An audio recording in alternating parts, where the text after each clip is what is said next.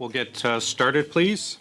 Call this meeting to order. Welcome to meeting number 56 of the House of Commons Standing Committee on Government Operations and Estimates. So I like to call it the mighty OGGO, the only committee that matters. Now, pursuant to the motion adopted by the committee on Wednesday, January 18th, 2023, the committee is meeting on the study of the federal government consulting contracts awarded to McKinsey and Company. We have with us Minister Anand. I understand you have an opening 5-minute statement. Welcome back, Minister. Sorry, just before you start, colleagues, we are very, very short of time. I am going to be very rude and cutting people off exactly at their allotted time so we can get to our business and also the PBO today. Minister, sorry, please go ahead. Merci beaucoup, Monsieur le Président. Thank you very much, and hello, everyone. National Defence is tasked with protecting Canadians, safeguarding our values, and securing our interests at home and abroad. And one of the ways we do this is by procuring the modern equipment and services our Canadian Armed Forces need to meet the threats of an increasingly dangerous world. And this is, it goes without saying, a vitally important task. And I take my role as a steward of public funds very seriously. In particular, as Minister, I understand that each dollar counts, especially when it comes to protecting Canadians and equipping our soldiers, sailors, aviators, and special forces. La défense nationale se conforme aux politiques. National Defence adheres to the policies laid out by the Treasury Board Secretariat, which requires departments to have stringent procedures and financial controls in place to ensure the effective use and sound stewardship of public funds. National Defence works closely with other federal departments, including PSPC, as well as with the defence industry. And we look for assuring that we have in place best practices of our partners and allies, as well as a wide range of competencies within the defense team. And like many other departments, in specific cases, we may seek third-party expertise externally. Les experts tiers peuvent être importants. Third-party experts may be important when, one, we need to acquire a specialized expertise or experience that does not exist within the department. We need to focus on achieving a particular outcome quickly without interrupting the important work our internal teams are already doing. And 3, we need to fill a specific role. As with all our financial practices, National Defence takes great care to be open and transparent in adherence with Treasury Board policies. And the following 12 years thereafter, National Defence has awarded 15 contracts to McKinsey for a total value of approximately $29.6 million. Just one of those contracts is still active. 12 of them have been call-ups against the National Master Standing Order, for which PSPC is the contracting authority. McKinsey was selected because they offered proprietary benchmarking and other tools that best met the department's needs. The contracts were for corporate services intended to complement National Defence's in-house expertise. Let me give you an example. As the Canadian Armed Forces undertakes massive systemic organizational change, the Chief Professional Conduct and Culture used the firm's services to engage with more than 9,000 defense team members about their lived experiences to inform our efforts on institutional culture change. And that included more than 280 engagement sessions across the country, from small group discussions to town halls. In fact, Lieutenant General Carignan is here with me today as Chief Professional Conduct and Culture and can provide more detailed information.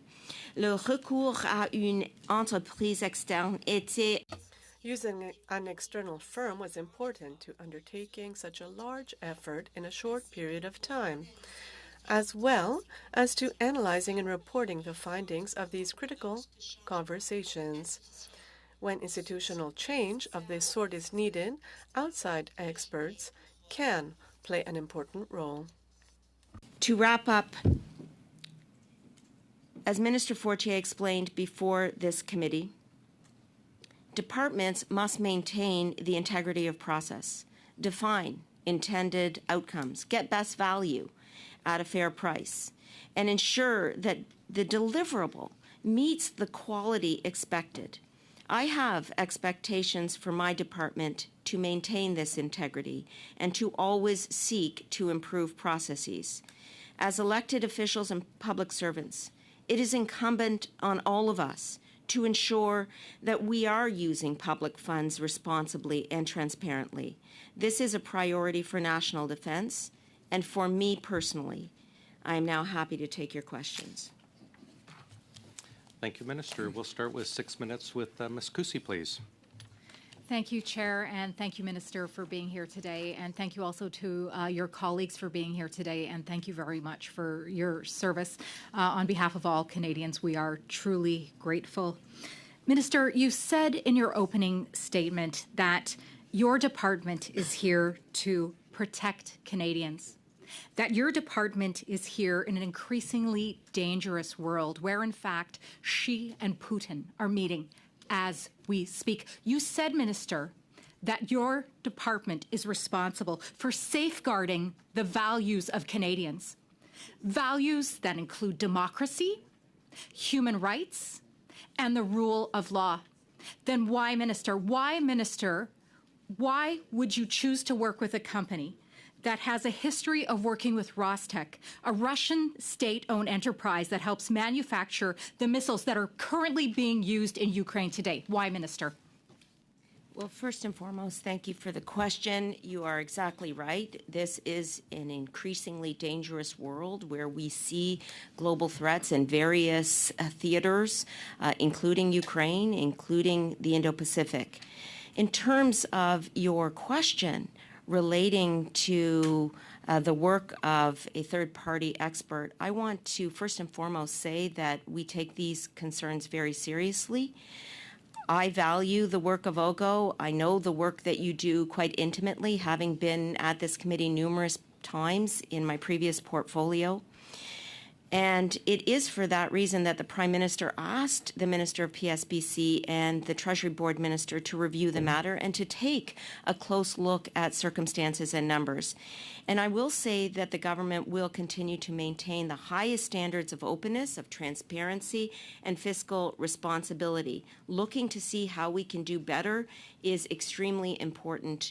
In terms of the actual contracts at issue, they related to operational aspects of the organization, not putting in jeopardy in any way, shape, or form the security, the privacy, the individual's own necessity for maintaining the confidentiality Thank you, Minister. that is required. But then why would you and your department choose to work with a company that did work with VEB, a Russian state-owned company known to be intertwined with Russian intelligence and is currently under U.S. sanctions? Why would your department choose to work with a company that also consulted for China Communications Construction, which built and militarized islands in the South China Sea in violation of international law?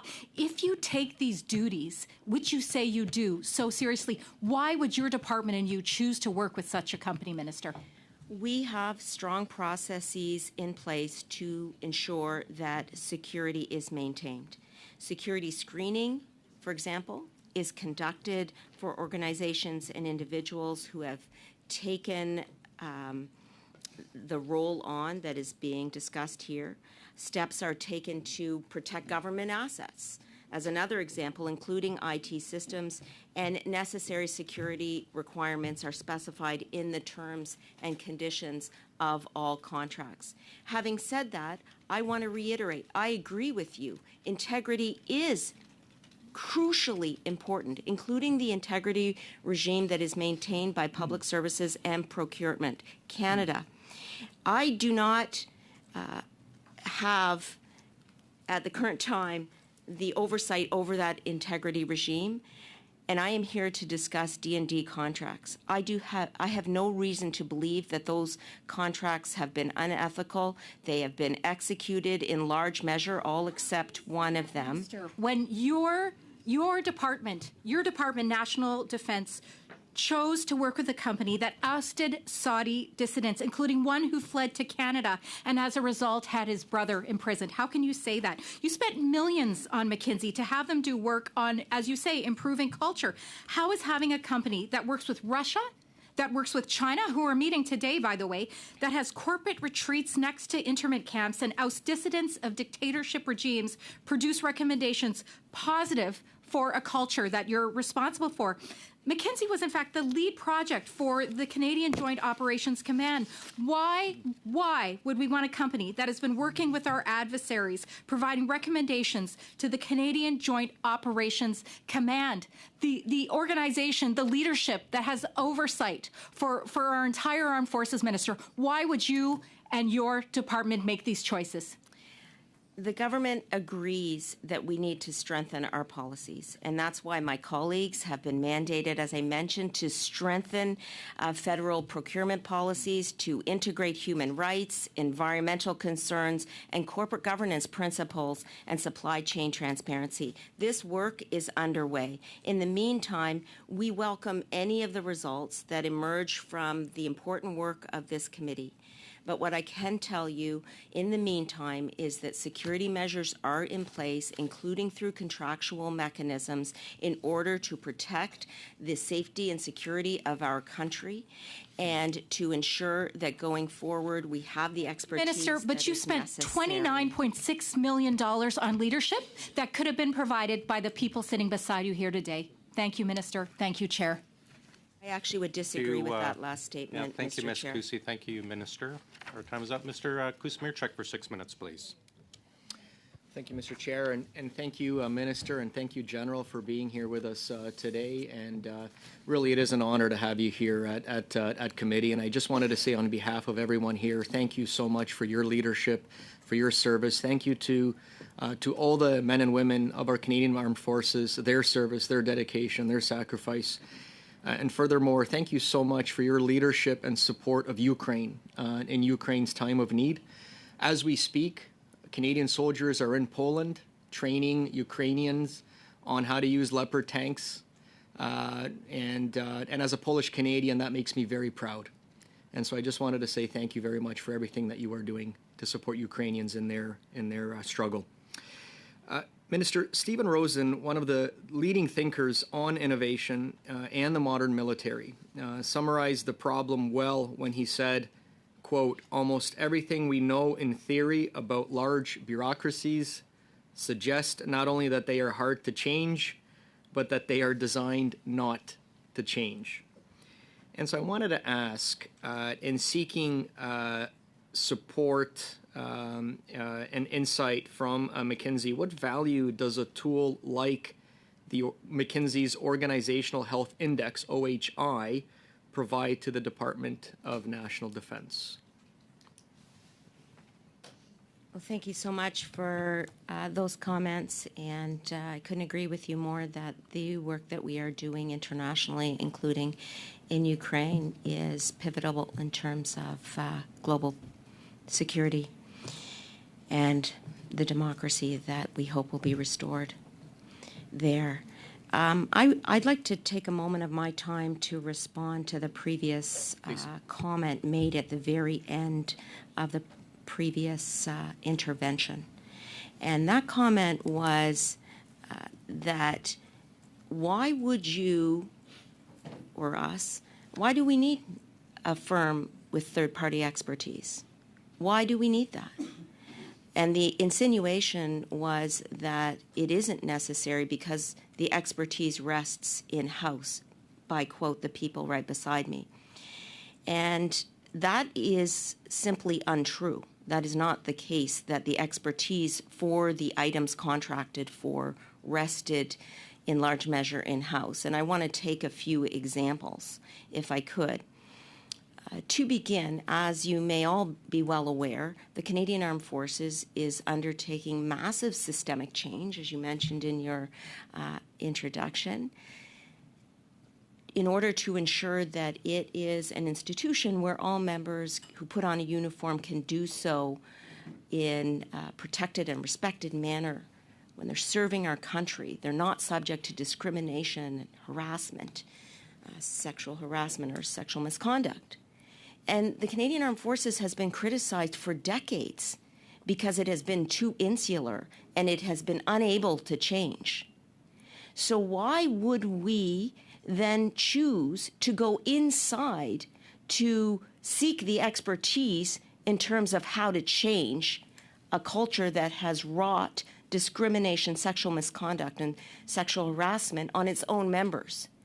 I believe, and it is truly the case, that the expertise that was sought by the outside third party was important to have that outside voice, that external expertise in things like ensuring a complaints system that operates for victims and survivors, in terms of ensuring that the recommendations from other external judicial experts, over 500 of them, were able to be implemented in this extremely complex institution.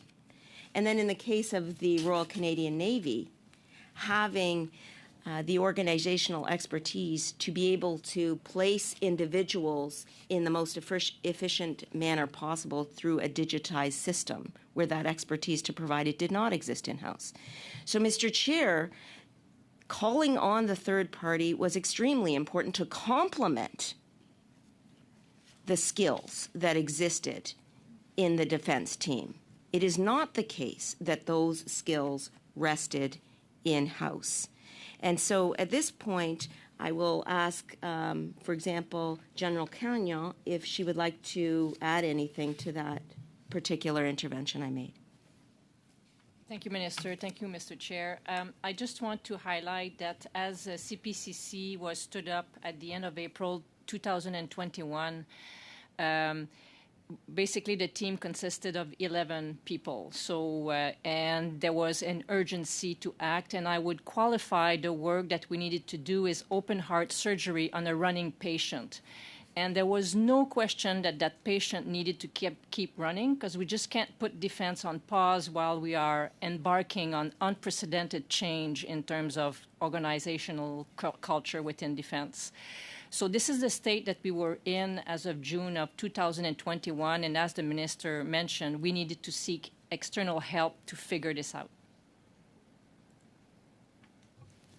That would be our time. Thank you, sir. Thank you, Mr. Chair. Mrs. Vinola for 6 minutes, please. Merci, Monsieur le Président. Thank you, Mr. Chair. Ladies and gentlemen, thank you very much for being here with us today, and thank you so much for your service. I've had family members in the Canadian Armed Forces, and I know that it's extremely difficult for family members, and so thank you. Thank you for your devotion. My first question, through the contracts obtained by McKinsey, this company is among the highest decision makers of the Canadian state and has other contracts with other governments as well. Madam Minister, when you were now that you're at the armed forces, do you feel that you have full control of decisions, or were there pressures for you to apply recommendations made by consultants? Pas du tout. Pas. Not at all. No pressure was felt. Not at all. The responsibility, the control, and the decision-making ability remained mine within this department, and the same was true when I was the minister at procurement. This is the responsibility and the role of the minister, and it is necessary for me to continue to have this responsibility. And yes, that has been the case. Lorsque McKinsey Well, so when Mackenzie obtained contracts from your department, how do you work with them? Do you have direct contacts with Mackenzie consultants? I understand the question, but I was not the minister when these contracts were awarded. So perhaps I could give the floor to my deputy minister, Mr. Matthews. Thank you for the question. At National Defense and at SPEC, I did not have contact with Mackenzie. I believe that the deputy minister before myself, it was the same thing. No contact with Mackenzie. And so Mackenzie has contact mainly with whom when contracts are awarded? Once again, I'm going to give the floor to General Carignan. I believe that it was she and her team who dealt with this. The Mackenzie consultants, when they work with us, we work with the subject matter experts. In our case, these were experts with specific expertise in diversity and inclusion, in culture, and in themes that have to do with culture and the digital space to deal with complaints, for example. So we dealt directly with subject matter experts. And we had a interaction, consistent interaction, to make sure that they're doing their job. Thank you. So you spoke about this earlier. Mackenzie had to examine the internal culture of the armed forces and of DND following the allegations, the problematic allegations that were made. But a report had already produced in 2015, Mrs. Deschamps' report. Here's my question. Why was it decided to proceed to an internal cultural review when there was already an exhaustive report on this? And secondly, the second report was produced in the same timeline, and Mrs. Arbor's report was being drafted. So why did you not use the recommendations of these two other reports? And two, in the end, isn't this just a doubling up of expenses, given that you have two studies on one same subject? Je comprends la... I understand the question, but when I was the minister, I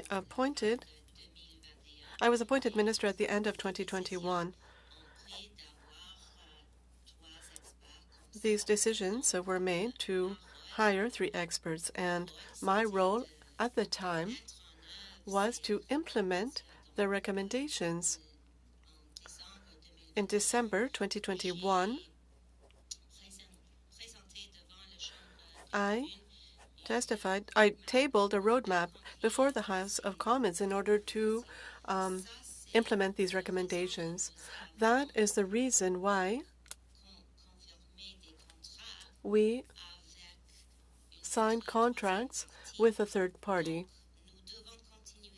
So we have to continue the implementation of these recommendations. Decisions were made. It was our responsibility to continue with the objective, with a mandate, and with a culture shift. On for 6 minutes, please.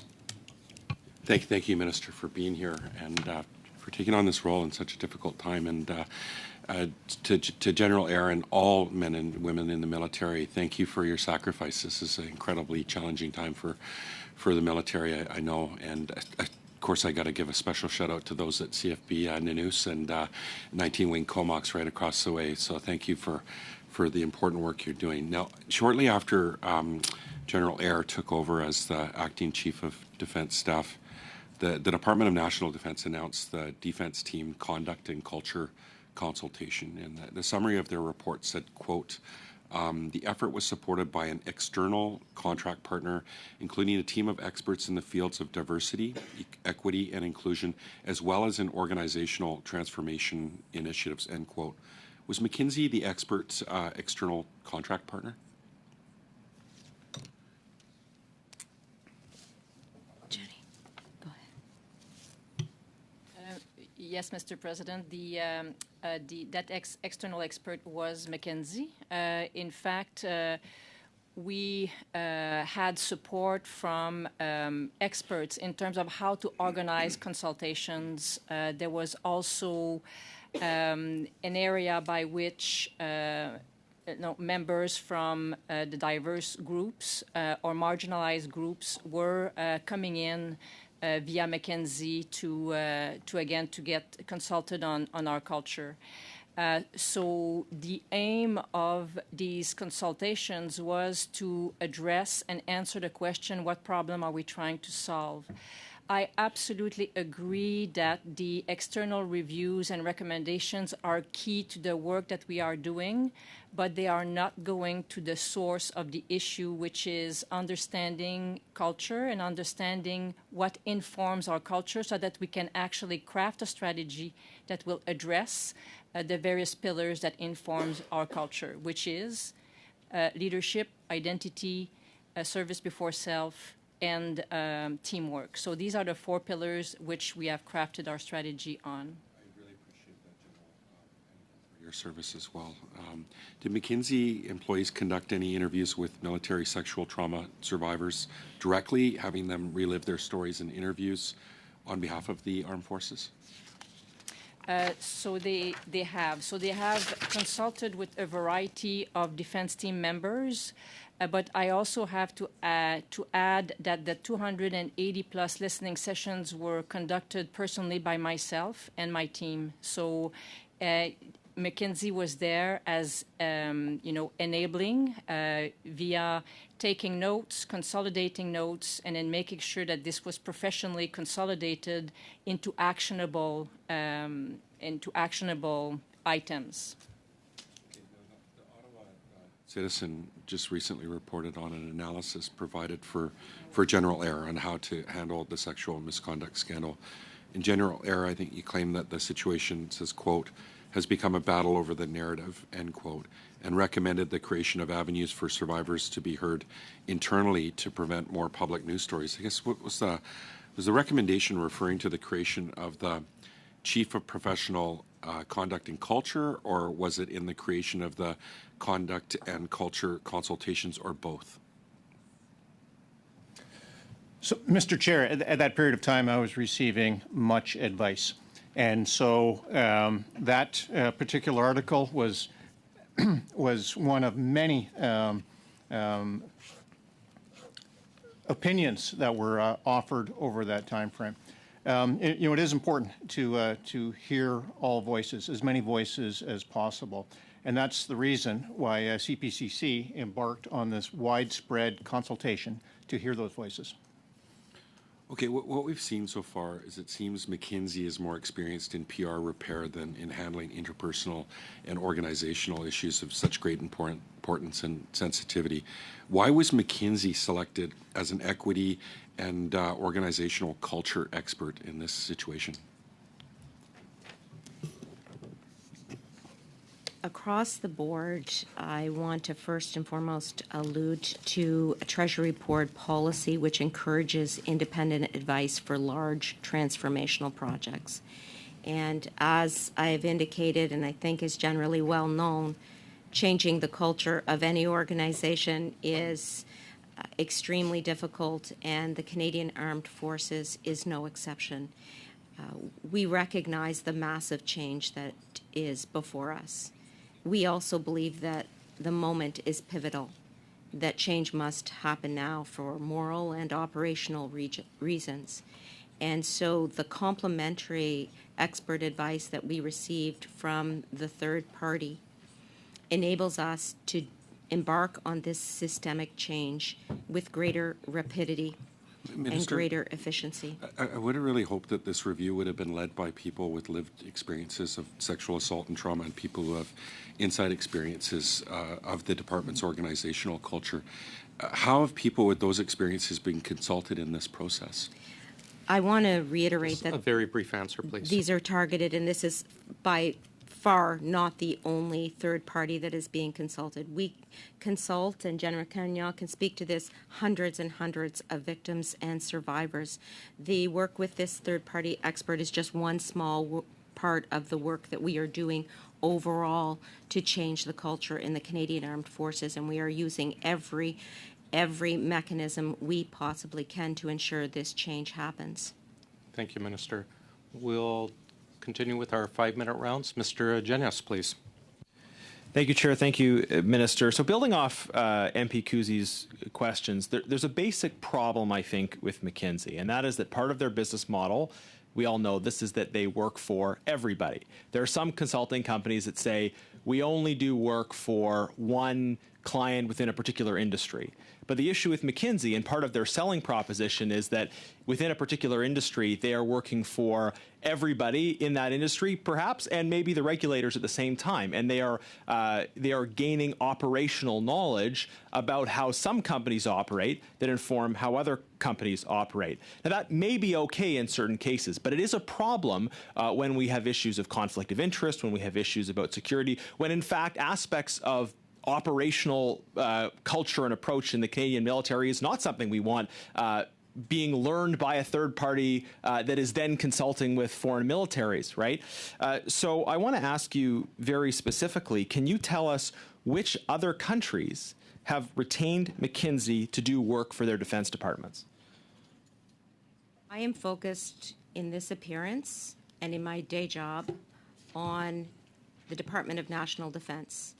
And I am here to comment on the contracts with this third party vis-a-vis the work of the Department of National Defense. Right, but Minister, you see that it would be relevant, right? Because if McKinsey is working for your department and they are learning things about the operations of the Canadian military, and then at the same time they are working for a foreign military with interests that are very much contrary to our own. If you have the same analysts, if you have the same people that are learning things from Canada and applying those things, working with our adversaries, you could see that that would be a problem that would be relevant to our security. So I'll just ask the question again. Are you aware of which other companies, which other countries have retained McKinsey to do work for their Defense Department? The government expects all contractors to lawfully conduct their activities. We have policies relating to conflicts of interest where the vendor has to warrant that no Minister, real apparent respectfully, I'm asking for a specific conflict answer to a specific of question. Do you have the names of exists. those countries? Can you provide the names of those countries? I am speaking to the security processes that we have. Are there in any place. other of our witnesses that would be able to answer that question? Again, which other countries have retained McKinsey to do work for their Department of Defense? Does anybody on the panel know the answer to that question? Sorry, General Iyer, could you just answer on the mic? Because I see you're responding, but... Mr. President, I shook my head to indicate no. Okay. But I will say, when so you don't have that information? No, I don't. But when Okay. these companies work with our allies, we can garner that sort of expertise to help us out ourselves. Right, exactly. But these companies don't just work for our allies, right? That's the problem, right? Like, we know from media reports that they're doing work with state-affiliated entities in Russia and China. In some cases, in the case of Russia, they've been doing work with entities under sanctions. Actually, Minister, I'll put the question to you. Are you aware of McKinsey doing work for sanctioned entities in Russia or elsewhere? And do you have a problem with that? As I said, we have no reason to believe unethical conduct occurred in the execution of the contracts with the Department of National Defense. But do you accept that the work they do for other clients and the information they learn from Canada and apply elsewhere, that it matters for our security? Information is provided to these companies on a need-to-know basis.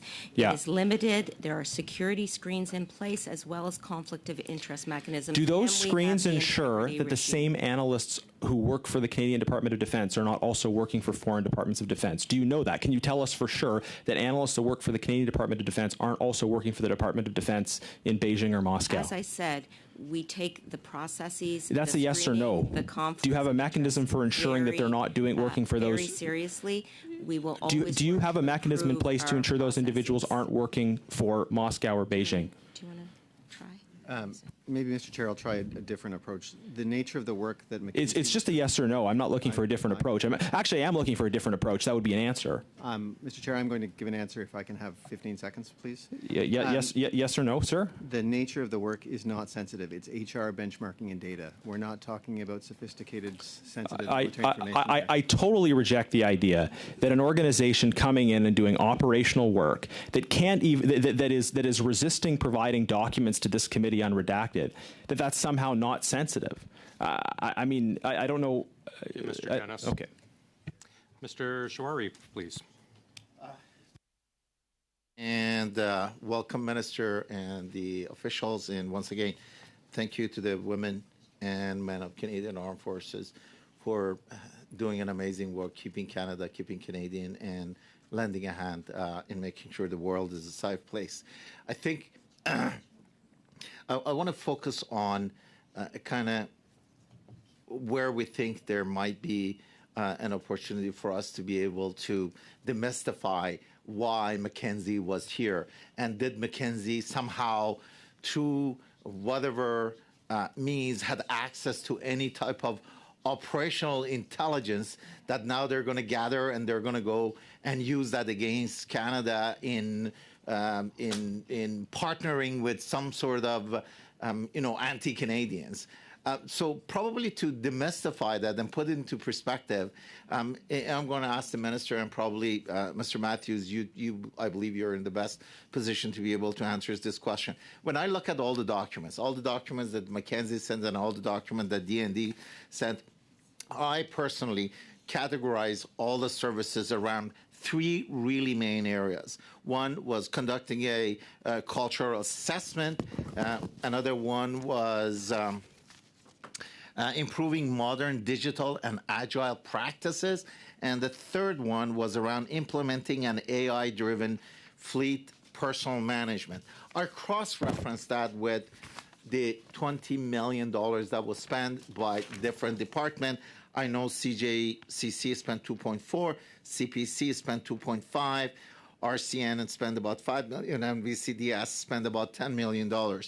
But can you explain to me how somehow doing a benchmarking should be done by a consulting firm that only dedicates to their services to one client, and how the data from that one client somehow can serve as a base for best practices? So that boggles me. I've been in management consulting for 30 years, and I've never seen a management consulting firm comes and does a benchmarking when they've only had one client, which basically limits the data. But before I ask my next question, the floor is yours, either the minister or Matthew. Can you please explain? First of all, I want to build on the point that the Deputy Minister was trying to make, which is all of the subject matters of the contracts were in relation to corporate improvements in the way in which the institutions function. This was not a matter of state secrets that were being provided. So what type of activities were at the heart of these agreements? Benchmarking data, HR and culture, and digitization of resources. And in particular, I think it would be a useful moment to ask Admiral Topshee if he could explain, and this might elucidate the point that we're trying to make here, that this is in terms of improving the functionality of an organization that has been criticized for not functioning efficiently, for not functioning well. And so the services that were contracted for were complementary in nature, where conflicts of interest screens were in place and where measures were being taken at all times to ensure the confidentiality of secret information.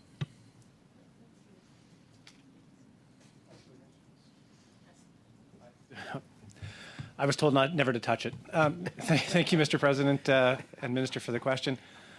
So I think the Navy's example is a good one to explain how we leveraged McKinsey's experience in this case. So in 2019, one of my predecessors issued a digital Navy strategy explaining how the Navy would embark with digital at the core of everything we do, because that is essential to our operational effectiveness. We released a strategy that sent the broad guidance for what we needed to do and how we wanted to do it, but operationalizing that is not something that within the Navy we have a lot of expertise in. So there were a total of 4 contracts with McKinsey. One was for less than $25,000, so I won't touch on that one. Effectively, the first contract was, how do we take this strategy and translate that into tangible, meaningful things that we can practically do that will deliver the best value for money? Once we settled on that, it was clear to us that HR management, a tool that would digitize our process for assigning sailors to the places where they were needed, maximizing their operational tempo, would help a lot. So we embarked the second contract to establish that process. I'm we afraid realized the that's- value of that. I'm sorry, So, I'm afraid that's our time, but perhaps you can provide to committee in writing the rest of your thoughts. Ms. Vinola for 2.5, please. Merci beaucoup, Monsieur le Président. Ma première Thank you, Mr. Chair. My first question has to do with the report from the French Senate on McKinsey and another consultant firm. They highlight the same issues as here, that is that McKinsey uses the foot in the door to do pro bono, to introduce itself into government decision-making. Do you find it's ethical that a business that is not on the lobbyist register can integrate itself within a department such as D&D? Merci pour la... Thank you for the question. And in our department with these contracts, that was not at all the case. As I explained already, it was the case that the provider provided necessary services in order for us to reach our objectives as soon as possible. Thank you, but is it habitual that a business that is not on the lobbyist register would have access to the department and to different data, for example, organizational data? I know it's for improvement purposes, but is this a normal practice to not be on the register? Targeted and time-limited work that is being done in the provision of services. And in terms of the register, I would expect all companies to comply with their obligations under any statute, and I would also expect all corporations to hold themselves to the highest ethical standards, and that is one of the purposes of our integrity regime operating out of PSPC. Donc, s'ils sont pas sur le registre des... So if they're not on the lobbyist register, they should be, but if they're not, is there any type of sanction imposed, or do we just give them a slap on the wrist and say, okay, now go register? Which is where I'm currently located. The obligation is to ensure that we are receiving the services that we're contracted for with using high ethical standards. But the integrity regime itself and the management of that regime occurs at Public Services and Procurement Canada, and I believe vous avez déjà discuté. I believe that you've already discussed this situation with Minister Jacek. Mr. Johns for 2.5, please. Thanks. Minister, D&D entered into a contract with McKinsey related to the digital transformation of the Canadian Joint Operations Command. That contract is to, quote, advise and assist in the development of a transformational staffing plan, end quote. Now, McKinsey was contracted to analyze each category of the CJOC personnel, including public servants and contracted employees, and develop recommendations to evolve the workforce. Now, roles and responsibilities included onboarding and orientation, skills and training, organizational changes. I mean, the list goes on. Did McKinsey make any recommendations regarding the number of federal public servants versus the number of contract employees? Did they make any recommendations regarding the roles and responsibilities of either personnel category? So the importance of that contract was to develop recommendations and proposals for CJOC headquarters human resources strategy so that the transformation necessary would occur over a 15-year period. In terms of your specific question, I'll ask General Eyre if he could comment on it. And so, Mr. Chair, I've also got a member of CJOC sitting behind us here. So perhaps in the second session, if there's more detailed questions, we can refer the question to him. But basically, over the term of these two contracts, there was assistance given to CJOC in developing a long-term human resources strategy that also helped to codify the terms of reference for each of the key position, establishing clear roles and responsibilities for the headquarters. You know, understanding the pace of operations is pretty high, and we put that headquarters through a lot. So in terms of gaining greater efficiency, greater value from the staff that we have here, that's where the focus was. Okay, so you know the same contract, McKinsey. You know, they're making recommendations on which elements of CJOC headquarters service delivery are best suited for contractor delivery. One of my biggest concerns throughout this whole study has been that the government is letting consultants develop more and more work for themselves. So, Minister, maybe McKinsey, an outside contractor, is developing plans for staffing and contract employees. Does that concern you, and do you think that there's a conflict of interest here? Do you think that the military and public service personnel, with their inside knowledge and loyalty and service, would be better suited to do this? I'm afraid that is our time. Perhaps if you could get back to us at the next round for Mr. Johns. Mr. Barrett, for 5 minutes, please. Thanks, Chair. Thanks to you, Minister, and the rest of the panelists for being here today. Echo the comments of my colleagues, thanking you and everyone under your command for your service to our country. Minister, on your explanation that someone from outside the Canadian Armed Forces was needed to be brought in because the Canadian Armed Forces as an organization wasn't credible on certain aspects of improving culture and had systemic issues on culture, I would submit to you, ma'am, that that McKinsey isn't that credible party to do that, and has demonstrated on the public record, as a matter of public record, their lack of credibility. And you know, an organization that advised Purdue Pharma to pay out bonuses to pharmacists who prescribed OxyContin resulting in overdoses, to pay bonuses to those pharmacists, or as was mentioned by one of my colleagues, held a corporate retreat, you know, next to a concentration camp where Uyghur Muslims were interned in China, that they're not the solution, in McKinsey is not the solution to culture in our Canadian forces. But I do want to talk about culture, and as Lieutenant General Carignan described, the beating heart of our military, and I look at the $15 million that was spent on these contracts and think, how else could we have improved culture in our Canadian forces? And I would use as an example my alma mater, the Canadian Forces School of Communications and Electronics in Kingston.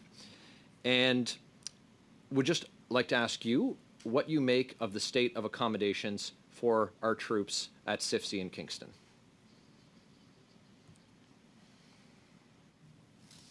We are always looking to ensure that we provide the equipment, the infrastructure, and the resources needed for the Canadian Armed Forces to do their important work on behalf of our country.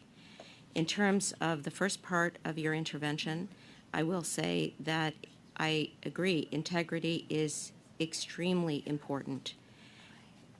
The role that I am playing here is to speak to the contracts of McKinsey with the Department of National Defense. I am not here to defend their conduct in any other situation. Okay. On the state of CIFC in Kingston, it's reported that the quarters currently comprise 4-person rooms with poor HVAC, insufficient personal storage, frequently broken shared facilities, no privacy, no kitchenettes, no cable connections, no private bathrooms or access to bulk storage. Is there anything being done to remedy that, to your knowledge?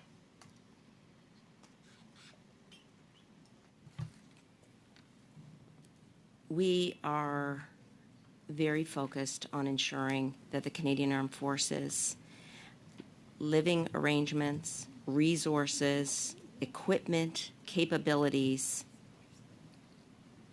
are improved. and we will continue to focus on that. I know that my deputy minister recently visited Kingston with this in mind so that we can continue to do our best for the men and women who serve our country so honorably. Minister, do you know how many single rooms are required to house members who will be training at CIFC for longer than 6 months? I can tell you the answer is 150. The number of rooms being offered by CFB Kingston is 47. And we're just talking about culture, and I wonder what it does to the culture of our Canadian forces and to the morale of our members, you know, our non-commissioned members, the beating heart of our military, when they don't have a place to lay their head during their training. They are exposed to mold. They're exposed to rodent infestations, not having adequate bathroom facilities. It's my assessment of it is that it's egregious, and I just wonder how much effort and how quickly, under your leadership, you're prepared to remedy that. I appreciate the intervention, and I think it is extremely important for us to focus on issues relating to housing and the cost of living in terms of the Canadian Armed Forces. I will ask my Chief of Defence Staff if he could speak to this issue as it falls directly under his leadership as well.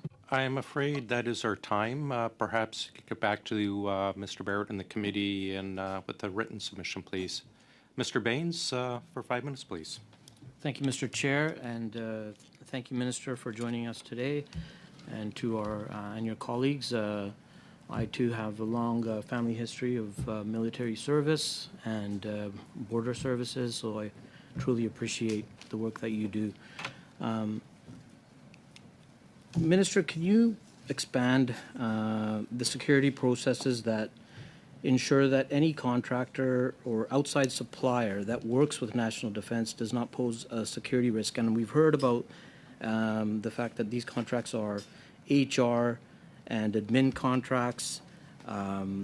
What is the recourse if there's anything that's untoward in fulfilling these contracts? Okay, sure.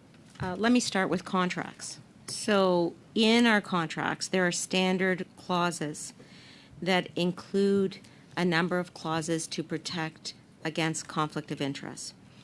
Let me give you some examples. Suppliers are required to maintain the confidentiality of all information provided to them in connection with the contract. They can't disclose any such information without the written permission of the Government of Canada. They're also required to follow the applicable security measures in the contract.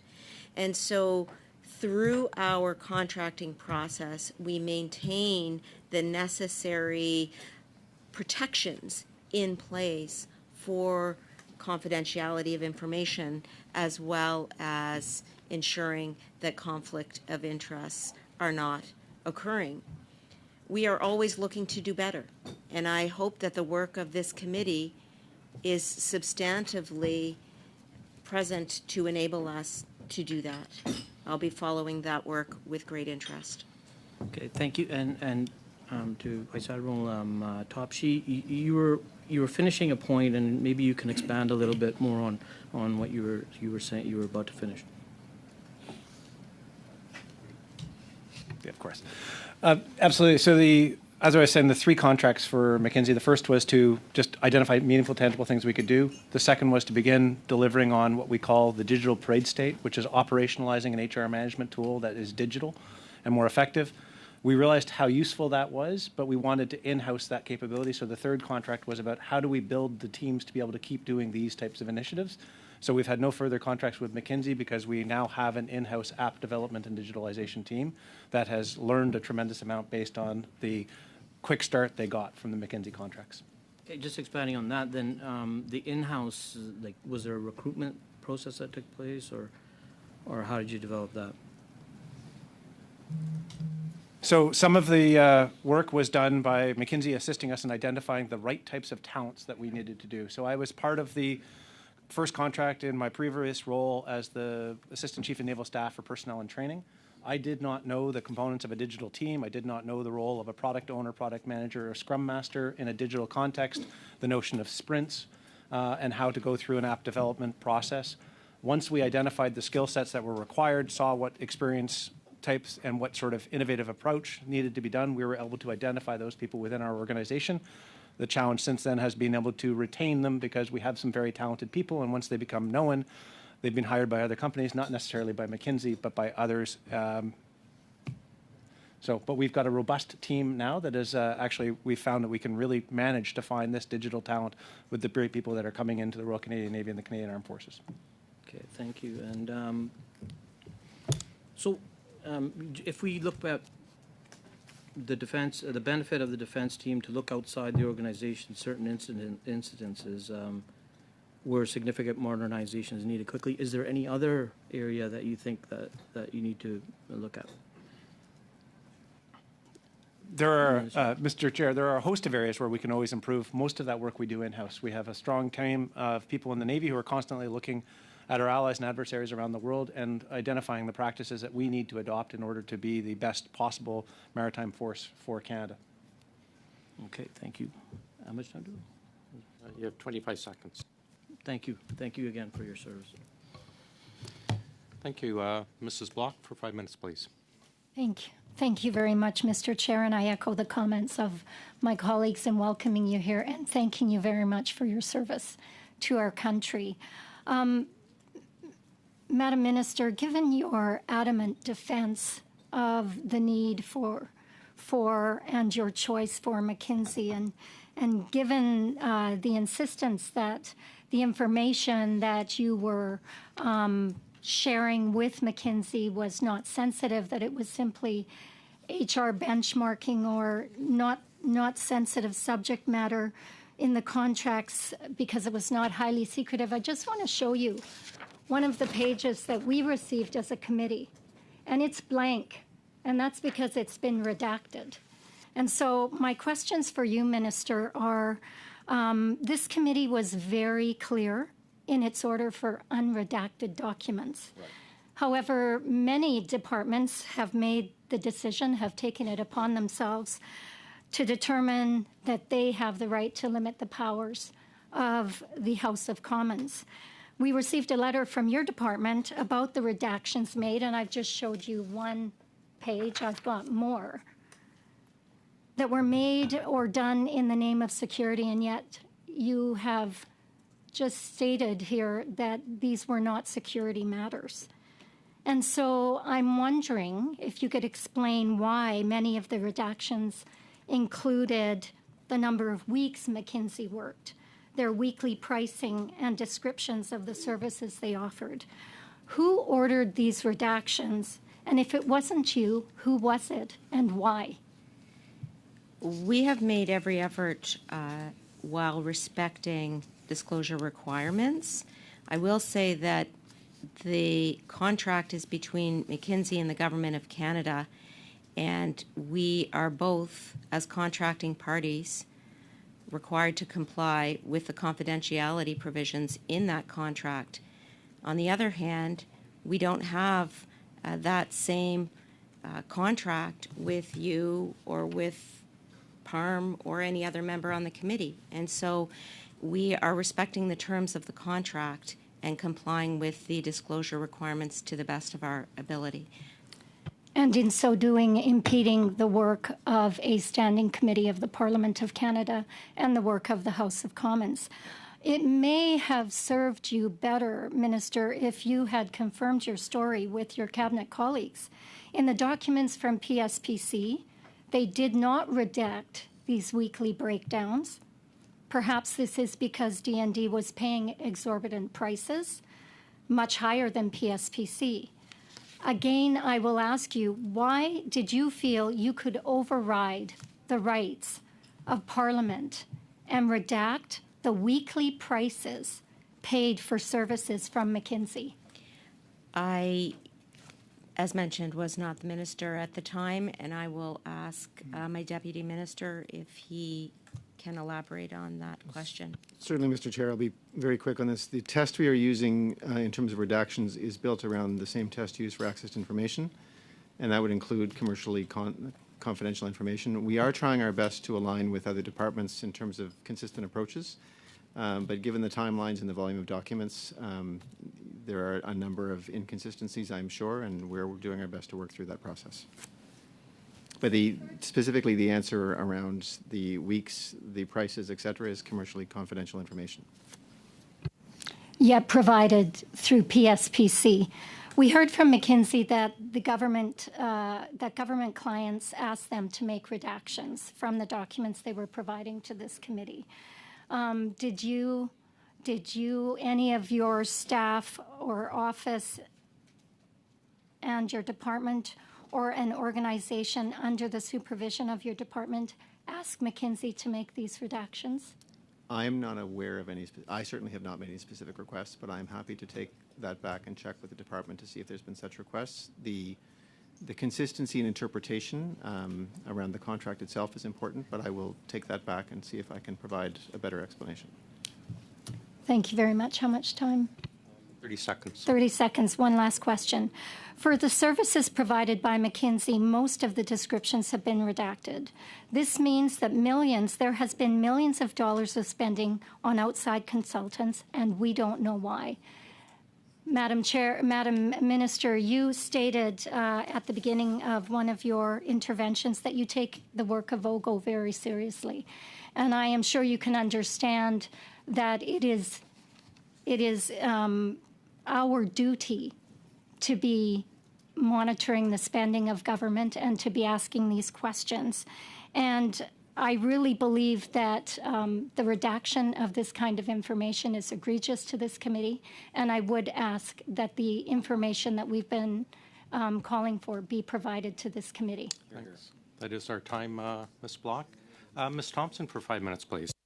Thank you, Mr. Chair, and welcome, Minister, to the committee. Sorry, I'm getting an echo. I'll stay back a bit. Welcome to the committee, and certainly thank you, all of the witnesses, for the work that you do. It's, we're very grateful for it. Minister, if I could begin with you, and if you could please, and I realize that you've already spoken to this, so if there's anything in addition that you would like to add around surrounding the challenges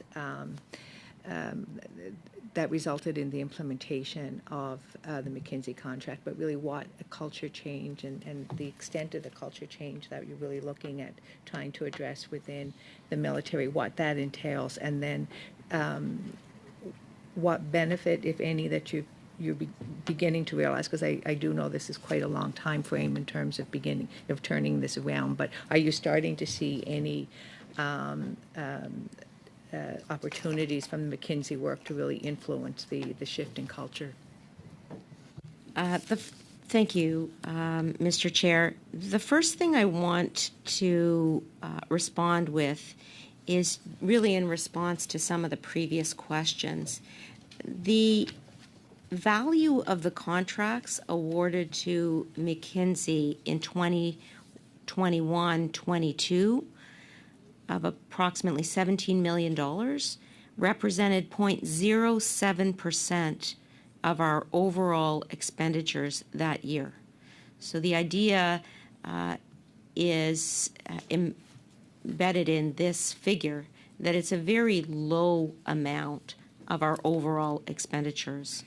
In terms of your question, what the third-party expertise allows is to ensure that we have practices that are consistent with our allies in terms of our defense team, especially in the area of culture change where we are embarking on systemic change that is urgent. And the third-party expertise serves as an enabling function to support our people. And it constitutes a very small amount of our defense budget, as I mentioned. I want to also focus on the importance of moving quickly in this era. And without that expertise that was done on a very rapid basis, we wouldn't have as many of the roadmaps in place that we currently do. And I will ask General Carignan if she would like to elaborate with the details. Thank you, Madam Minister. So when we kickstarted on our culture change 2 years ago, there were three main things that we needed to address very quickly, and these were informed by consultations that we had with defense team members, with marginalized groups, with affected members. So we had the consultations took place, and then we were immediately able to identify priorities. So one of them was on the complaint system, where the feedback we got from victims was that putting in the complaint was more harmful than the harm caused at the source itself. So we immediately set forward initiatives to address our complaint system, which is extremely complex. We needed to consult because we need to get to the root cause of the issues. And then finally, we needed to consolidate the 500 plus recommendations that we had within our system that were spread in between 19 different reports, so that we could track, we could consolidate, we could understand which one were duplicates, which one were repetitive, which one were contradiction of each other, so conduct all of that analysis. So this is why we immediately set forth these three specific initiatives when we kickstarted the culture change in 2021. As we move into 22-23, CPCC's reliance on contracts. So, by the way, we are not relying strictly on McKinsey. We have 5 other firms with whom we are consulting on various other types of projects. But the level of reliance on contract in 22-23 is already smaller than it was in the first year of CPCC's, getting settled. Thank you. I just want to quickly follow up on that. I realize it's very early days in this. Thanks. That is our time. Oh, sorry. Thank you. Mrs. Benola for 2.5 minutes, please. Merci beaucoup, Monsieur le Président. Thank you. Madam Minister, in 2015, before the increase of the contracts to McKinsey, Lockheed Martin had been set aside for the F-35 contracts. The return of this company into the government's good graces coincides with the increase in McKinsey contracts. And was there any link between McKinsey and Lockheed Martin? How do you make sure that there was no influence between these two companies? There was no link between the two. As you perhaps know, the choice of Lockheed Martin was a decision made through an independent process, through SPAC. This is a huge purchase for the Canadian Armed Forces and for our country, and to ensure the security of our country, but there's no link between the two providers. Thank you. In a document that we received, it speaks to a contract. Lockheed Martin, not Lockheed Martin, McKinsey specified that the advice was not personalized but based on long experience. So how did you make sure within D&D to receive advice modeled on the needs of Canada and the members of the Canadian Armed Forces, and not uniform advice that could be applied in several different countries? This is the work being done by through our contracts with providers. Within the contracts, we continue to make sure that there is sufficient detail on the objectives necessary, and the provider has to work within the framework of these objectives, has to reach these objectives. That's why we have contracts. I'd like to come back quickly on the 2 studies conducted by McKinsey. on the internal culture and also the report done by Mrs. Arbour, and I'm trying to understand why it was essential and different to have the work done by Mackenzie compared to the work done by Mrs. Arbour, and why all of this had to be done essentially within the same timeline. Back to committee with a response, please. Mr. Johns for 2.5, please. Thank you again for being here. I agree with Ms. Block around, the redaction concerns. We have invoices with only total charges and the quantities and unit prices are blocked out. It doesn't make any sense. Minister McKinsey was also awarded a contract for a workshop relating to the Navy's digital transformation. And I'm going to quote a letter from the document submissions that we received. That the letter requests sole source requisition of this contract because, and it quote, McKinsey clearly indicated the cost of the 1.5-day workshop would be less than $25,000, including taxes, as the estimated expenditure does not exceed the threshold laid out at reference C. A sole source contract is being requested, end quote. Now, that contract was indeed awarded to McKinsey with no competition. The contract ended up costing $24,999.98.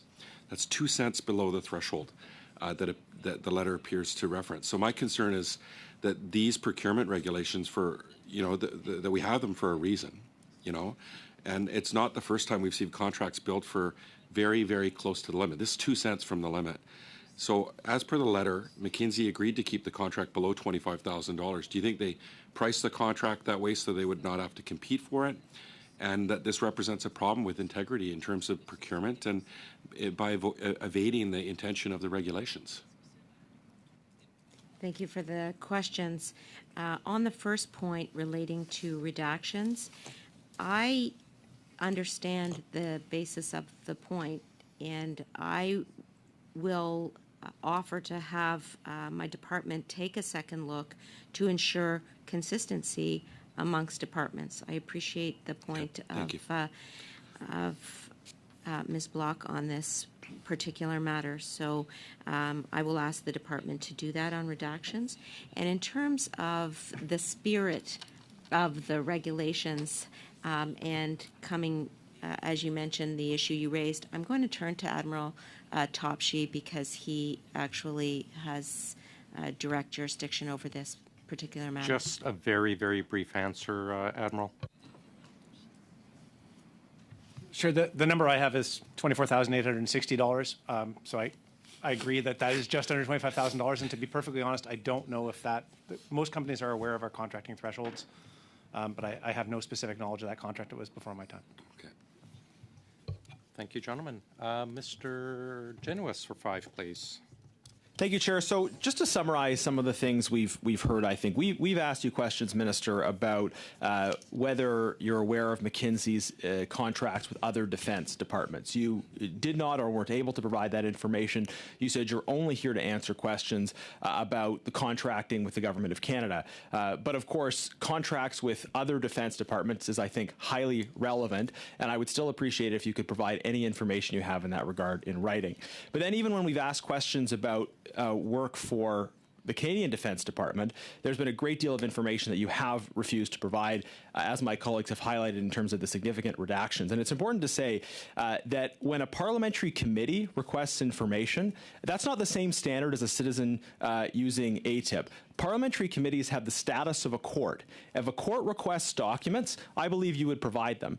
And Speaker Rhoda has been very clear on this, that parliamentary, and this is a convention that goes back 100 years, parliamentary committees have a right to unfettered access to documents, and yet repeatedly your government across departments has not applied that standard, including in very basic, simple cases. We're not talking about a potential threat to national security. We're talking about commercial information that would be provided to the committee in camera, but that we would be able to review it. So very specifically on the issue of redactions, will you apply the standard of Speaker Rhoda's ruling? Thank you for the question. As I just mentioned, I'm here now asking my department to make sure that we take a second look to ensure consistency amongst departments. Sir, I'm not looking for consistency among departments. I'm looking for consistency with the law as articulated by the lawful authority, which in this case is the Speaker. Will you apply the standard of Speaker Rhoda's ruling? I will say that there are a wide variety of reasons that a redaction may be needed, and we are committed to balancing transparency with these needs overall. Minister, a redaction would be in violation of the Speaker's ruling. So are you telling us today that you are going to continue to defy the Speaker's ruling on this? What I'm saying is that we are doing our very best to balance the need for transparency with Minister, it's a legal requirement. It's not for you to tell the Speaker, sorry, I'm going to strike a balance that's outside of the law. The Speaker has said parliamentary committees have a right to order documents. I would submit to you that if you went before another court and a court said you must hand over the documents, you would hand over the documents. And yet you're treating a parliamentary committee that has the established constitutional right to order these documents in a different way. So I would ask you to take that back and consider it, because you have a legal obligation. I will, and as I've previously indicated, I believe strongly in the important work of OGGO, and I know thank you, and I hope we'll see it in the provision of the documents. Very well, and we will do our very best to respond to that. Minister, just in the further time that I have, we have also asked you questions about the issue of culture, and you've talked about the need for going outside for cultural for information that's going to inform cultural change, and that's I think potentially a valid argument in principle, but it comes down to where you're going for that information. You've dismissed questions about the ethical conduct of McKinsey, but if you're relying on McKinsey for information about how to change and shape the culture of national defense, don't you think that the culture of McKinsey, the ethical conduct of McKinsey, the advice they've given to, for instance, the Saudi government around treatment of dissidents, don't you think that's relevant to the advice they're going to give you about shaping the culture of the Canadian Armed Forces? Actually, I want to clarify that Justices Deschamps, Arbour, and Fish have provided numerous recommendations over numerous years that the Department of National Defense is working diligently on. Well, that's great, but we're talking about McKinsey. To implement, and that is part of the place where we are receiving advice on how to make change. Yeah, that's great, but we're talking about McKinsey, right? So is McKinsey advising you on culture change? McKinsey is not advising us on the substantive policies that we should be implementing regarding culture change, not at all. It is an operational source of advice, not a policy source of advice. But then what you were using the challenges of culture as a justification for going outside. This is what you said earlier in your testimony. You said we need to bring in third parties like McKinsey because we can't solve our own problems ourselves. And now you're saying we're actually not really going to McKinsey for that. We're going to them for something else. Actually, I'm not inconsistent in what I'm saying. I'm saying that in terms of implementing 500 recommendations of 3 previous justices, we benefited in a specific way, in a targeted way, from utilizing the resources of this third-party expert. But this third-party expert did not in any way inform our policy decisions. Thank you, Minister. Mr. Housefather, please. Thank you, Mr. Chair. Last but not least, Minister, Generals, thank you very much for being here today, and thank you for your service to our country. It is greatly appreciated. Minister, I'm going to start with you. You have one of the unique positions in this government as Minister of Defense, but also having served previously as Minister of Procurement. And so a lot of the questions that we're flying at you today related to whether or not we should be doing business as a government with McKinsey, which is a legitimate question related to what companies should be excluded from doing business with the Government of Canada. But currently, we have a policy related to who is excluded and who is not under our integrity regime. So we may want to one day propose changes to that integrity regime, again, something that this committee could look at, and we could propose things, and I know that you would have your mind open to those changes. But do you have the power in the Defense Department to exclude companies from bidding on contracts that are not excluded under the integrity regime? We have the ability to ensure through our contracting process that the interests of the Government of Canada and the Department of National Defence are protected, and that's exactly what we do through provisions like confidentiality, through provisions relating to conflict of interest. We believe in the usefulness of an integrity regime to ensure that suppliers are held accountable for misconduct. By the same token, we have been very careful to ensure that our contracts contain the provisions necessary to protect the interests of the Government of Canada and ultimately the people of our great country. I will say that the singling out of companies is not necessarily the role of the Department of National Defence. That falls within Public Services and Procurement Canada. And I welcome suggestions as to what threshold is appropriate should that inform part of the work of this committee. Thank you so much, Minister. And another question I had for you is, when Dominic Barden was here, he told the committee that McKinsey never provides policy advice. They're executing what the government wants them to do. Do you agree with this statement?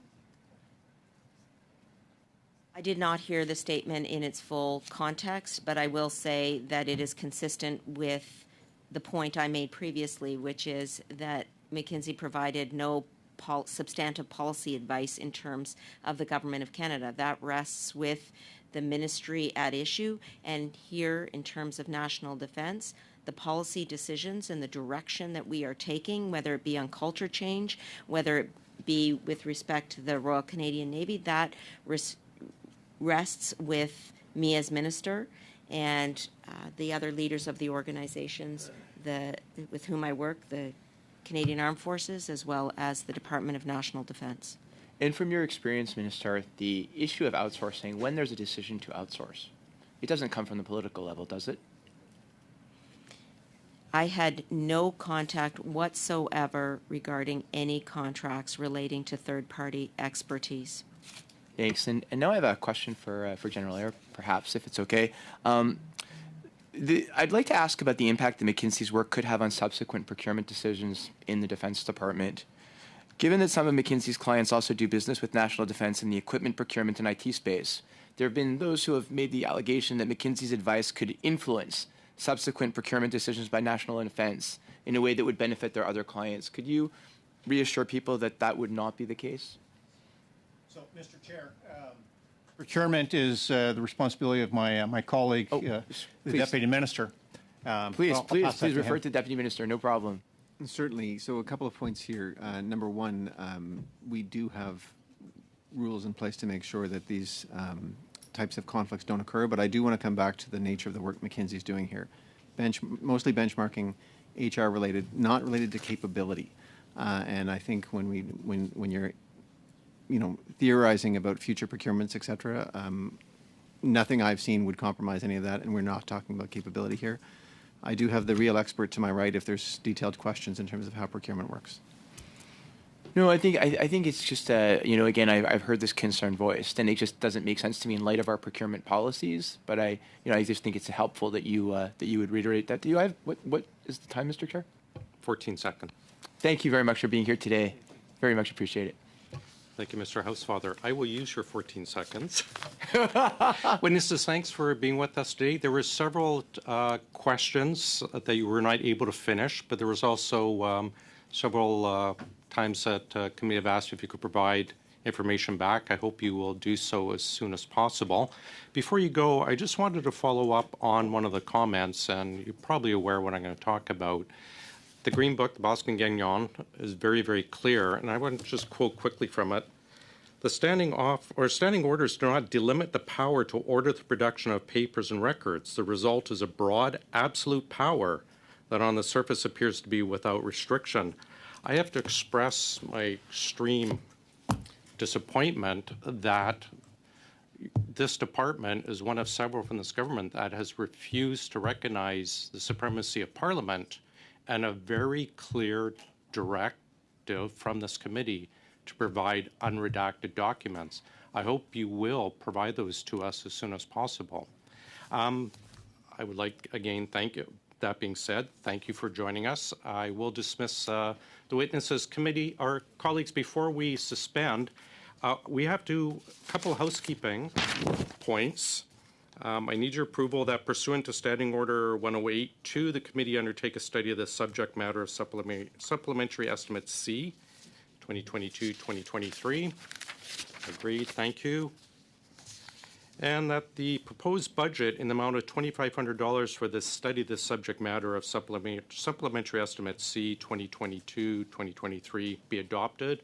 I don't believe we'll actually spend any of that money, but again, we have to approve that before we can move forward. Colleagues, thank you very much. We'll suspend very briefly. We'll try to get back as soon as possible so we have as much time with the PBO as possible. Thank you.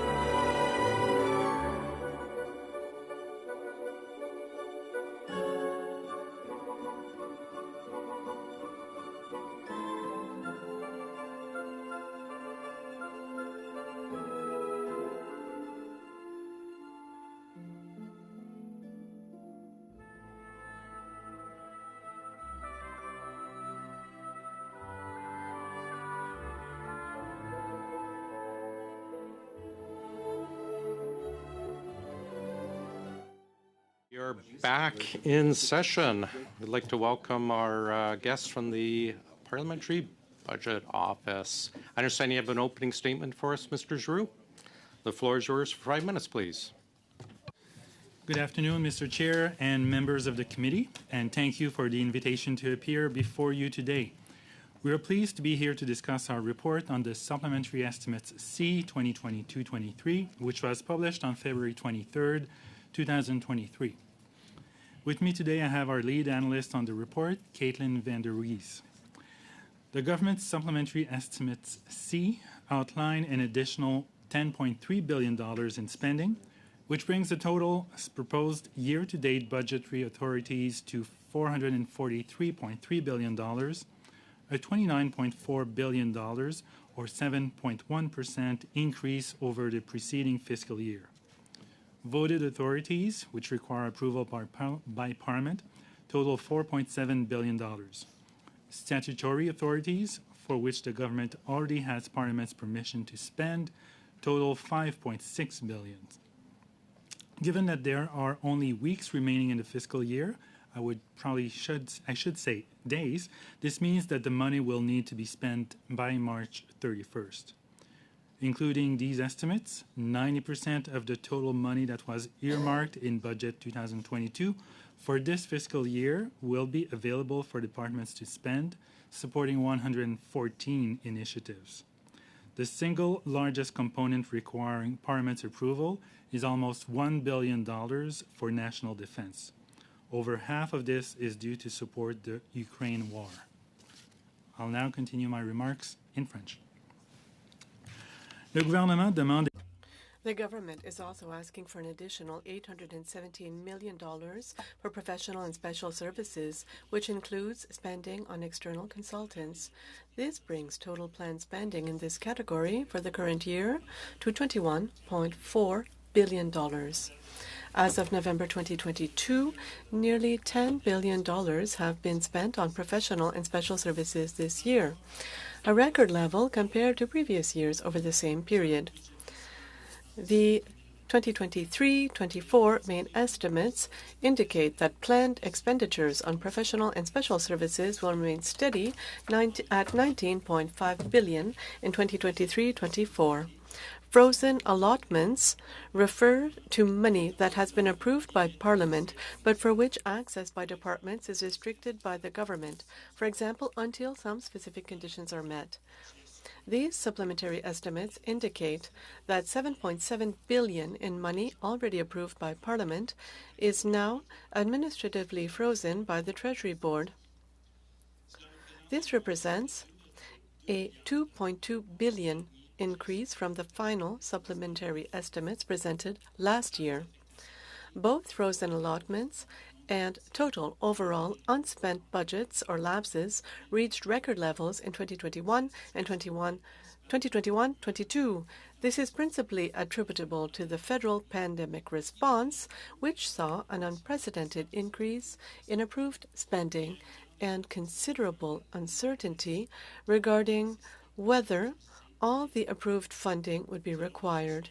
Our internal monitoring suggests that lapse amounts in 2022-23 will remain higher than pre-pandemic levels. Caitlin and I will be pleased to respond to any questions you may have regarding our analysis of the government's estimates or other PBO work. Thank you.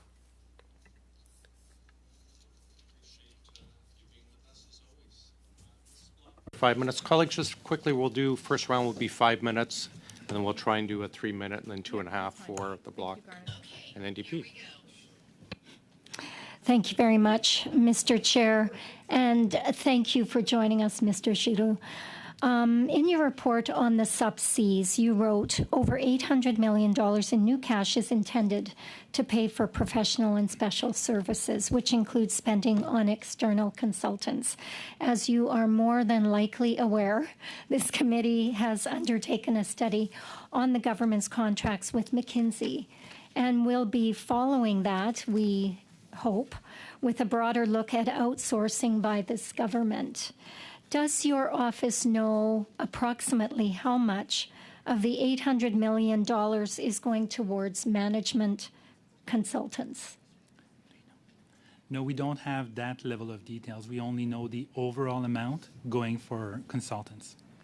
Okay. And is the $21.4 billion the total spent by the government on external consultants? To the best of our knowledge, yes, although some of it could lapse, which we will know only several months after the fiscal year. Okay, thank you. In your report, you also mentioned that one of the primary reasons for the increase in statutory authorities in the supplementary estimates is due to higher interest costs on unmatured debt. In your view, is the government taking steps to reduce this debt to lower the interest costs, or have the interest costs just continued to rise? Well, interest costs have continued to rise for two main reasons. The first is the increase in interest rates and the effective rate the government has to pay on its stock of debt. The other reason is the increase in the size of the debt itself. So whenever the deficit, there is a deficit incurred in a fiscal year, that generally adds to the debt. So to the extent that the deficit is lower than it used to be before, during the pandemic, one could say the government has taken steps to reduce not the debt, but the speed at which it increases. Conversely, one could say that given that there are still deficits, the government is not reducing the size of the debt. So there's no clear answer to your question without getting into a political debate. Thank you very much. Do you have any recommendations for the government on how to reduce costs by lowering the debt and interest payments? Well, there are two main ways to do that. One would be to reduce the debt, which is eminently a political decision that will have to be made. And when the government the Minister of Finance tables her budget next week, we may have indications as to whether there is a plan to reduce the overall level of debt. The other way to minimize or to try to control as much as possible the debt servicing cost is by having sound debt management, which is, to my knowledge and to my best capacity, to my judgment, is something that the government does a reasonably good job at doing. So it manages the debt as effectively as it can to minimize the interest costs given the stock of debt. Thank you. In your report, you also noted that the supplementary estimates are for spending announcements which the government needs more time to figure out how they are going to implement their plans. Given that the supplementary estimates continue to increase, are you concerned that the government is making spending announcements without the plans developed on how to implement them? The concern I have with the number of supplementary estimates that we see and the fact that you as parliamentarians have to debate and vote on supplementary estimates C on March 20th is that it leaves you with very little time to scrutinize billions of dollars of spending. So it's understandable that the government will need in any given year to have supplementary estimates. But the fact that you are asked to vote on billions of dollars that late in the fiscal year when there is virtually no time left is a bit concerning because I think it affects your capacity as parliamentarians to scrutinize this proposed government spending. I agree with you. Thank you very much. Thank you, Mrs. Block. Mr. Baines for 5 minutes, please. Thank you, Mr. Chair, and thank you, Monsieur Giroux, for joining us again today. The supplementary estimates include a significant portion of funding for professional services. Do you believe that IT professionals are essential to ensure legacy IT systems are functioning properly for Canadians? Well, I'm not an IT specialist. Some would say fortunately, but I would say unfortunately. But I certainly believe that IT is an essential component of any organization these days.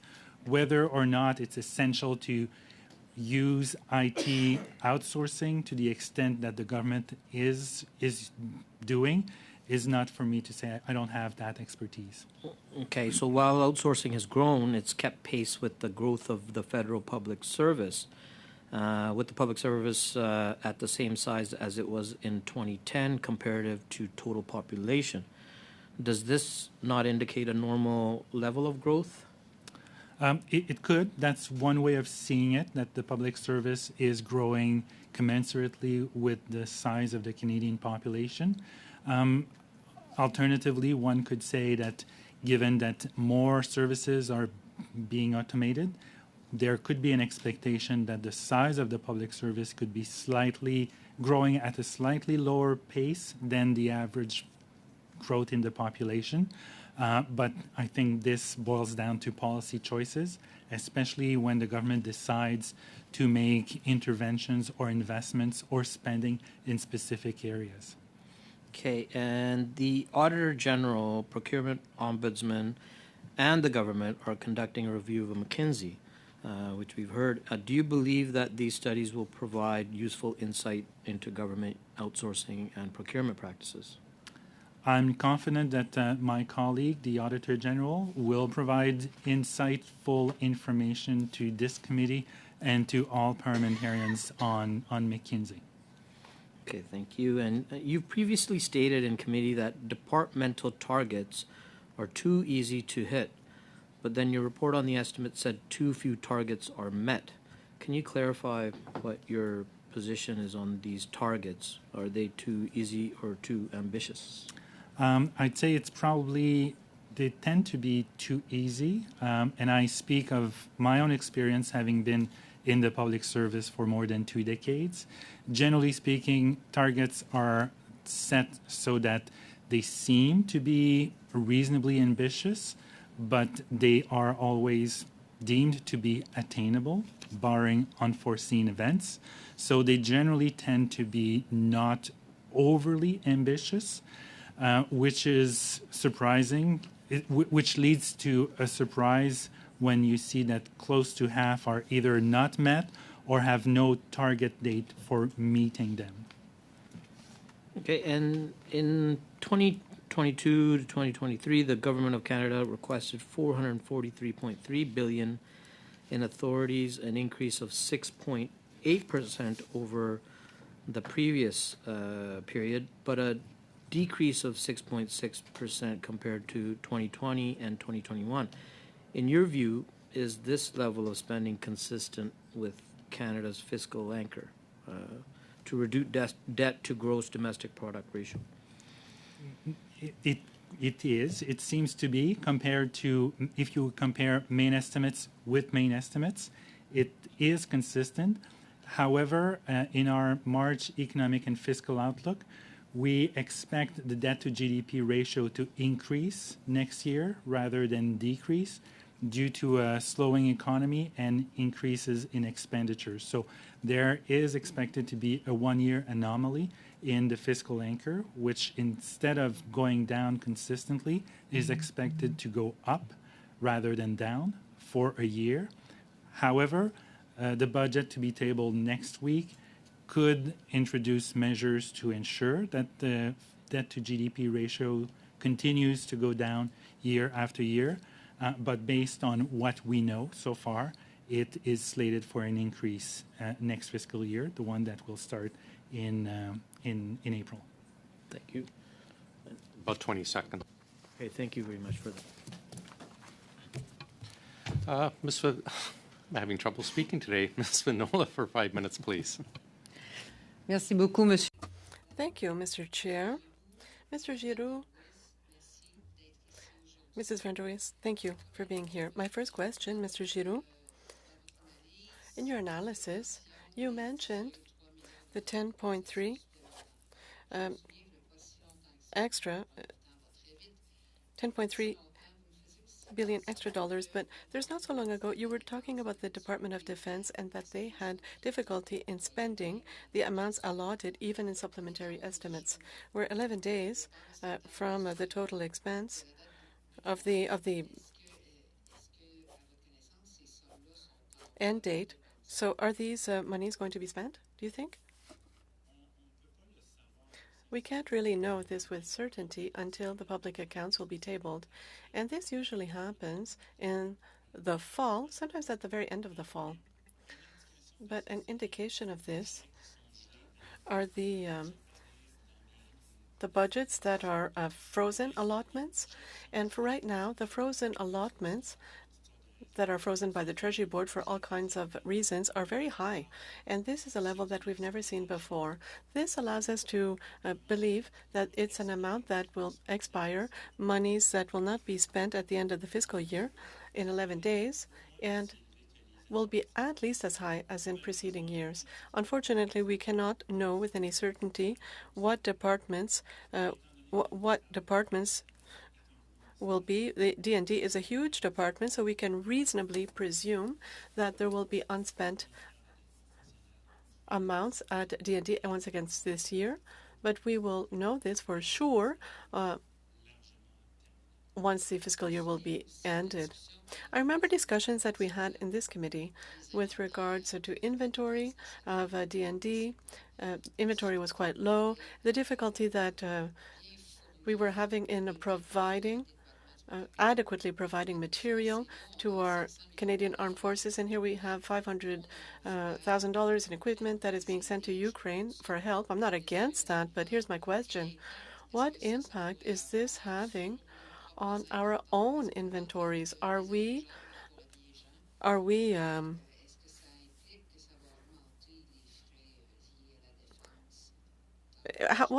impact will this have in the next budgets? Yeah, it's a good question, but unfortunately, the panel that preceded me has more knowledge as to the inventory and the impact that aid to Ukraine can have on their ability to deliver their mandate, which is national defense. So on page 6 in your report, it says that you have a concern with regards to the envelope for protection, security, engagement, a concern to see if this budgetary envelope will be sufficient. Are your concerns greater, less? Well, my concern comes from the fact that the budgetary envelope for national defense and security contains amounts over a very long period. And what we see for infrastructure, and what we see with acquisition projects with regards to D&D, the combat ships, costs are going up constantly. So with an envelope that is determined for a set period over several years, and costs for projects, individual projects that are constantly increasing, my concern is the following, is that it might not be sufficient in order to fulfill the mission that the government gave itself with regards to that policy, unless the envelope will be enriched, increased, or that some projects be abandoned. And this might be inevitable if we want to respect the cost and accommodate projects with increasing fees, such as the warships, as I mentioned. And we will study the acquisition of fighter jets, the F-35. We'll have a better idea of the cost of this project. But if costs are also increasing for fighter jets, something will have to give. So this is a yes or no question. Am I understanding that this budgetary envelope, they didn't necessarily calculate the costs, the inflationary, the inflation to the costs? It is quite possible. Thank you. Johns for 5. The important work that you do and for being here again. Mr. Shiro, we talked earlier about the $800 million in new cash for professional and special services, and that includes spending on external consultants. What concerns do you have, if any, about the level of spending on consulting services in Canada, looking at our OECD partners and where their level of spending is on external consultants? Have you looked at that, and do you have any comparables that you can give us? And I guess just to add to that, like the president of the Treasury Board was here, and she said that, quote, compared to spending on the public service, the use of public professional services also remained relatively consistent since 2011. But the numbers we have is that the public service has grown, and I would say it's 11.8% since 2020, but IT outsourcing has grown 45.8% in that period. So it contradicts what the president of the Treasury Board says. Maybe you can kind of speak to both if you could. Sure. So I haven't looked at what other countries do. I've been very busy looking at what Canada does. So unfortunately, I don't have international comparisons. The fact that consultant services and the recourse to consultant services has increased, it is concerning when compared or when put together with the increase in the size of the public service. And the reason I'm saying that is that when you have a growing public service, you'd expect that growth to happen in areas of need. But the fact that this is happening, but the use of consultants is also increasing, but services are not always keeping pace with expectations. That is the part of the equation that is concerning to me. For example, if the use of consultants for healthcare services is increasing, it's obviously to meet needs. When it's for IT services, it's also to meet needs. So each and every one of them may well be justified. But then why are we outsourcing many of these services at the same time as we have a public service that's growing, are we hiring the wrong types of public servants? Or should we be hiring even more public servants, which we can't because obviously we need to use consultants? So it leads to all kinds of questions for which the answers are not obvious, at least not to me. I guess in addition to the transparency and accountability issues that we've been raising here at committee, the government's increasing reliance on outsourcing raises concerns around equity issues that warrant conversations and discussion and research. In 2018, actually, the UN Special Rapporteur on Poverty and Human Rights discussed privatization as a cause of poverty while still costing governments more. I mean, we've seen it here. The subbing out of contracts. GC Strategies, we looked to them as one example during the ArriveCan app study, and they were charging between 50 and 30%, and I guess that's the industry standard. They don't know anything about tech. They just know who to contract to. I mean, you've got these big, high-paid consultant companies, 6 that are over $100 million that are doing business with Canada, the big 6. A lot of their work is subbing out. Have you looked at how much money is going just to the commissions for subbing out? Because that seems to be a huge economic leakage right now in our country that could provide services from pharmacare to expanding dental care, making sure that everybody's got a safe, secure place to live in our country. It just seems absolutely ludicrous with this skyrocketing, highly paid consultant trend that we're seeing and these commissions that are going out in the range of 50 to 30%. And I would imagine they're all near 30 because every time I ask a question, if it's 15 or 30, they answer it's industry standard. So they would tell us it's 15 if it was 15. So more likely it's 30% on most cases. I haven't looked at the commissions or the breakdown of the fees that consultants charge the government. That would require going through thousands of contracts. So we looked at the overall numbers, and unfortunately, I don't have an answer for you. So it's something that's there. Okay, well, I appreciate it. There's some money here, $227 million for unrecoverable debts around student loans.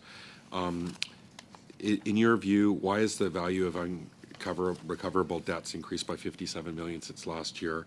And is it like a norm? And how do you project the elimination of student loan interest effective this April to affect Canada's ability to deal with the student loan debt? And obviously we're very happy about that as New Democrats to see that happen, something we've been advocating for. I'm afraid we're going to have to ask you get back to committee, or actually to Mr. Johnson his next round, or in writing to committee.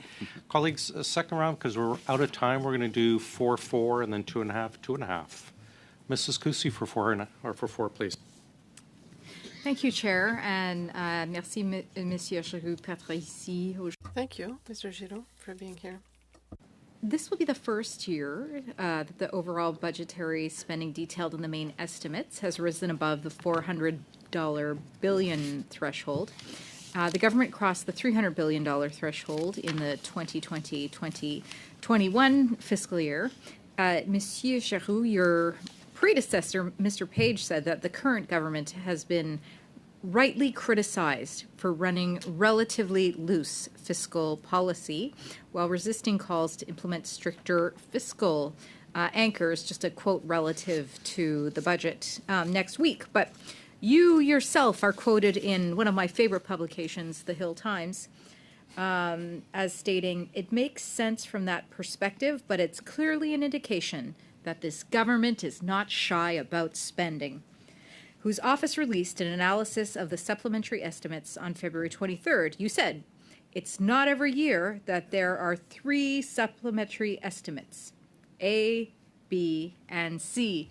Did you want to expand upon your comments as indicated in the Hill Times, Monsieur Giroux? I can expand on the fact that 3 supplementary estimates does not happen every year. That's true. Usually, well, not usually, because it depends on the year, but supplementary estimates A and B used to be quite normal years and years ago, but it doesn't indicate specifically a deeper inclination to spend to have 3 supplementary estimates. It's the amounts that matter. And the quotes that you just read are my words, and I stand by them. So I don't have anything anything else to add. So I can't deny that I said that. The Hill Times is a reputable publication. They did not misquote me. No, I agree. The only edit I might make, because you said ABC, I would say the government would be ABS, always be spending. I'll move now to the significant increase in statutory authorities. Can you elaborate the role that you believe inflation has played on these increases in statutory authorities, please? Inflation is playing an important role in the increases in statutory authorities because the main items in statutory authorities or statutory spending is old age security, which is indexed to inflation and also driven by population growth of those age 65 and above, and also transfers to provinces, which are indexed to inflation or have a minimum level of increase. So inflation plays an important role in statutory expenditures. And would you say that the massive amount of government spending has played a role in the increase to statutory authorities? Very indirectly, to the extent that someone would say that government intervention has contributed to inflation, then there could be a feedback loop. Due to the inflation, statutory authorities need to increase. So yes, it's a possibility. And finally, do you think the cost of living crisis has played a role in the increased spending on statutory authorities? Not directly. I think it's driven by inflation and population growth. Thank you very much. Thank you, Chair. Thank you. Ms. Thompson, for 4 minutes, please. Thank you, and welcome back to committee. Sorry, I'm getting an echo here, and I apologize. I'll stay back as far as I can. During Minister Fortier's appearance, it was indicated that the frozen allotments are due to the need to hold funds over for settlements and projects that require funding but are impacted by climate and weather issues. And we've certainly seen indications of that across the country in the past year. Are these types of frozen allotments important to ensuring good government operations? In fact, they usually are done for very solid, very good management reasons. It's, in my experience at least, and I can't speak specifically to each and every one of them included in the SUPs, but they're done because conditions for the release of funds have not yet been met. So it's to ensure that funding is released to departments only when these specific conditions have been met. For example, certain triggers have been met, the department is ready or has fulfilled its obligation as stated in a Treasury Board submission, for example, or in a memorandum to Cabinet. So this is usually good management, good financial management practice to have frozen allotments to ensure that the funding is released only when it's appropriate to do so. Thank you. Just switch now to executive performance pay for public servants. There's some have remarked that the use of this executive performance pay for public servants and criticized the use despite not hitting departmental targets. However, executive performance pay is part of executive compensation packages and has no link to organizational goals outlined in departmental targets. Do you believe it's important to use such market-based incentives to motivate leadership to achieve results? I think it's important to have at-risk pay as an incentive to enhance performance among executives, but also to reward high performers and distinguish them from average performers or poor performers, of which there are in any organization. In 2022-2023, the Government of Canada requested $443.3 billion in authorities, an increase of 6.8% over 2021-2022, but a decrease of 6.6% compared to 2020-2021.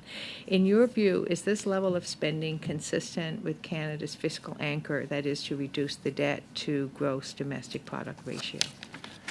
It is consistent except for next year, the year that will start April 1st, where we expect to see an increase in the debt to GDP ratio, which would be, based on what we know so far, a blip or an anomaly in an otherwise downward trend at a moderate pace in the debt to GDP ratio. However, that's based on information we have right now, which may change when the Minister of Finance tables her budget next week. Thank you. And a very general question.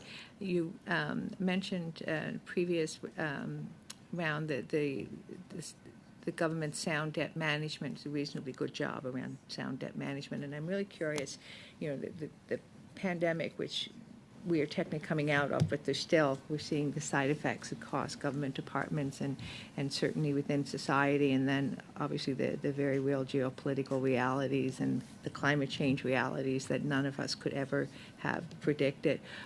The balance of trying to manage these in-the-moment crises, and I'll reference one at the southwest coast of my province. I'm afraid you're out of time. Labrador. Would you be able to provide a quick question?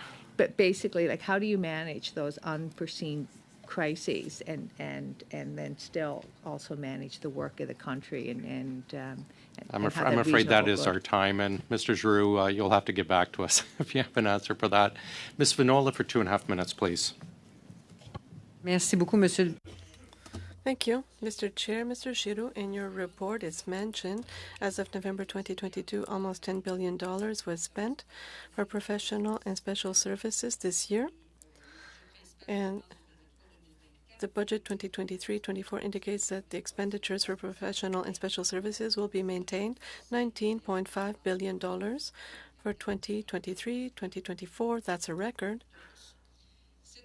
This year, the $10 billion is combined with 300.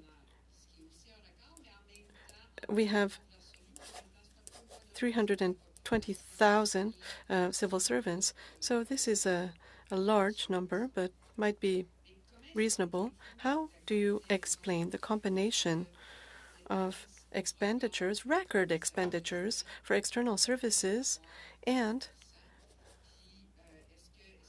the increase in civil servants? Does this combination concern you? I have concerns when we combine this with services that seem to be deficient in many sectors where the government has a huge responsibility.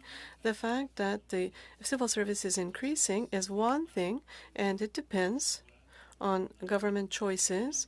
The fact that we're increasing recourse to consultants also is a choice that the government or administrative deputy ministers are making.